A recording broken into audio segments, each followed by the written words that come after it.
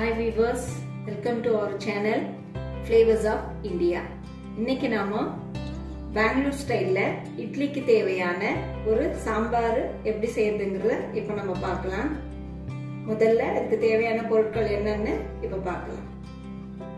நான் வந்துட்டு இந்த டம்ளர் அளவுல ஒரு டம்ளர் பச்சை பயிறு பருப்பு எடுத்துக்கிறேன். நான் மூங் தால் ஒரு டம்ளர் மூங் தால் எடுத்துக்கிறேன். கழுவி வச்சிருக்கிறேன். மீடியம் சைஸ் 2 தக்காளி நறுக்கி வச்சிருக்கிறேன். கொத்தமல்லி, வெங்காயம், கருவேப்பிலை. இந்த டிஷ்ஷுக்கு ஒன்லி பச்சை மிளகாய் தான் நம்ம யூஸ் பண்ண போறோம். 8 நம்பர் பச்சை மிளகாய் நான் கீறி வச்சிருக்கிறேன். 10 நம்பர் பூண்டு வச்சிருக்கிறேன். இதுக்கு தேவையான உப்பு மற்றும் தாளிக்கிறதுக்கு நமக்கு கடுகு, சீரகம், உளுத்த பருப்பு, ஒரு சிட்டிகை பெருங்காயத்தூள் மட்டும். நம்ம இதுல இந்த குழம்புக்கு தேவையான, சாம்பாருக்கு தேவையான மஞ்சத்தூள், எண்ணெய், இவ்வளவுதான் இந்த டிஷ்ஷுக்கு தேவையான பொருட்கள். இப்போ நம்ம இந்த சாம்பாரை எப்படி செய்யறதுன்றத பார்க்கலாம். இப்போ நம்ம குக்கர்ல இந்த கழுவி வச்சிருக்கிற பச்சைப்பயிறு பருப்பு, அதாவது மூங் தாலை ஆட் பண்ணிக்கலாம்.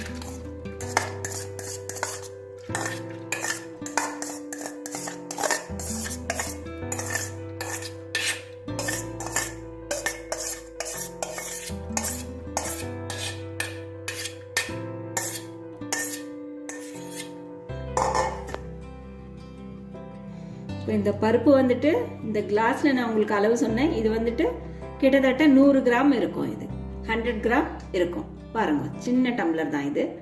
100 கிராம் அளவு இந்த பருப்பு இருக்கும். இது ஒரு 4 இல்ல 5 பேருக்கு சரியா போகும் இந்த சாம்பார். இதோட நாம இந்த பூண்டை ஆட் பண்ணிடலாம். அதோட இந்த தக்காளியும் ஆட் பண்ணிடலாம்.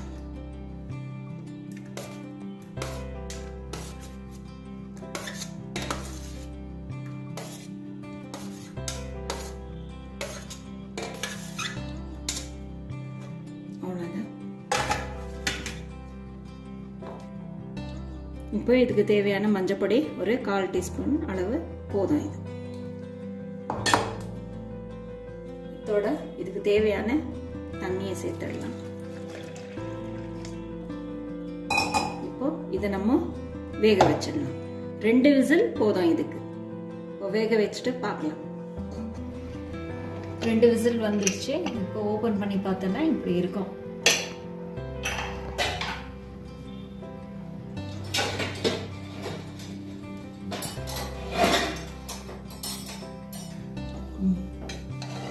பாருங்க, இது நல்லா வெந்துடுச்சு.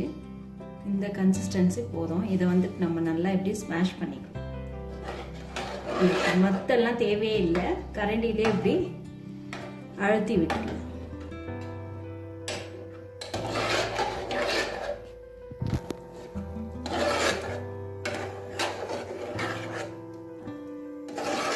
இப்போ ரெடி ஆயிடுச்சு. இப்போ நம்ம தாளிச்சிட்டோன்னா இது முடிஞ்சது.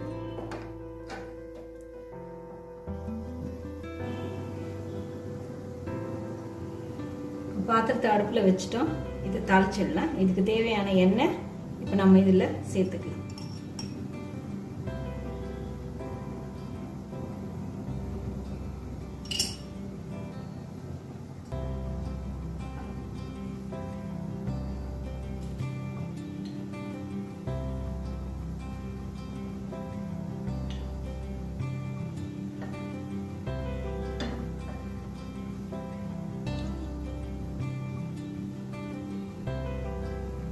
எண்ணெய் நல்லா சூடாகணும். அப்பதான் கடுகு நல்லா பொரியும். கடுகு பொரிஞ்சாதான் அந்த மனம் கிடைக்கும்.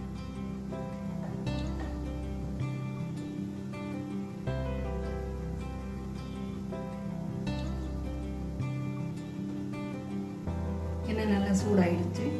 இப்போ நம்ம இதுல கடுகு சேர்க்கலாம். கடுகு, இந்த சீரகம், உளுந்து, இந்த ஒரு பிஞ்ச் பெருங்காயம்,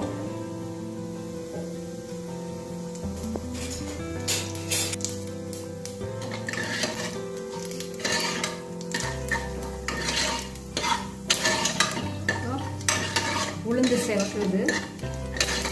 இந்த சமயத்தில்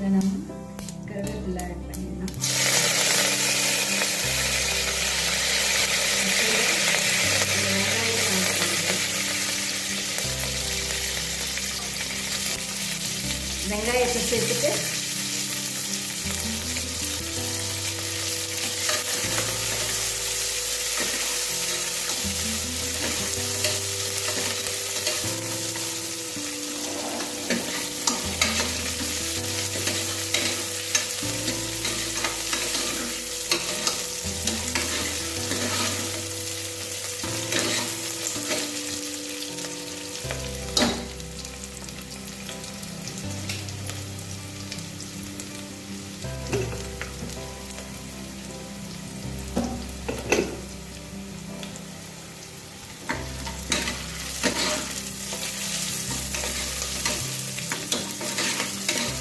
வெங்காயம் நல்லா வதங்கணும்.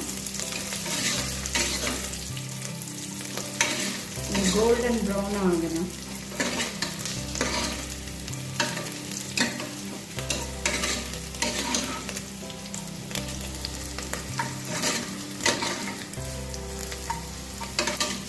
நல்லா வதங்கிடுச்சு. இந்த பதம் போதும் வெங்காயம். இப்போ இதோட நாம இந்த நறுக்கி வச்ச பச்சை மிளகாயை போட்டுடலாம். இதோட அதையும் வதக்கலாம். நம்ம காரத்துக்கு வேற எதுவும் சேர்க்கல, வெறும் இந்த பச்சை மிளகாய் தான். இந்த காரமே இதுக்கு போதுமானது.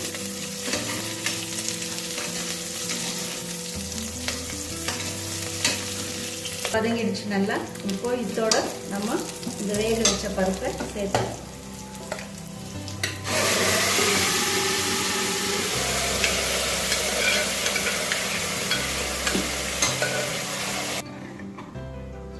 இதுக்கு தேவையான தண்ணியும் சேர்த்துடலாம்.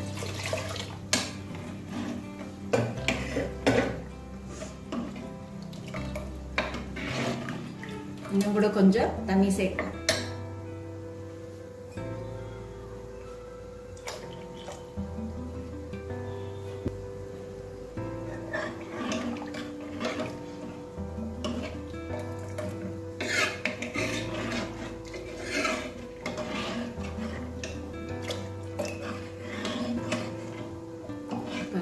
ஒரு மீடியமான கன்சிஸ்டன்சியில் இருக்குது. இது ரொம்ப தண்ணியாகவும் இருக்கக்கூடாது, இந்த மாதிரி இருக்கணும். இதுக்கு தேவையான உப்பு சேர்த்து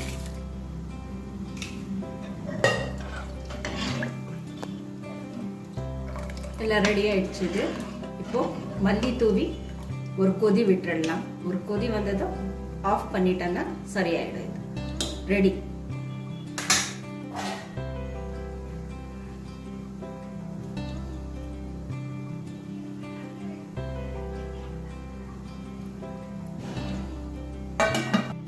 இப்போ ஓபன் பண்ணி பார்க்கலாம்.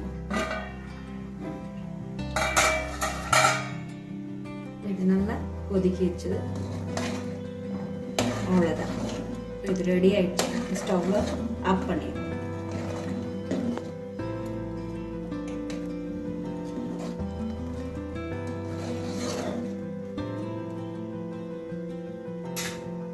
ஸ்டவ் அணைச்சிட்டு இதில் நான் ஒரு ஆஃப் லெமன் விடுறேன். இது உங்களுக்கு ஆப்ஷன் தான். வேணும்னா விட்டுக்கலாம், வேண்டானா விட வேண்டாம். நான் டேஸ்ட்டுக்காக இதை விடுறேன். உங்களுக்கு விருப்பம் இல்லைன்னா இதை விட வேண்டாம்.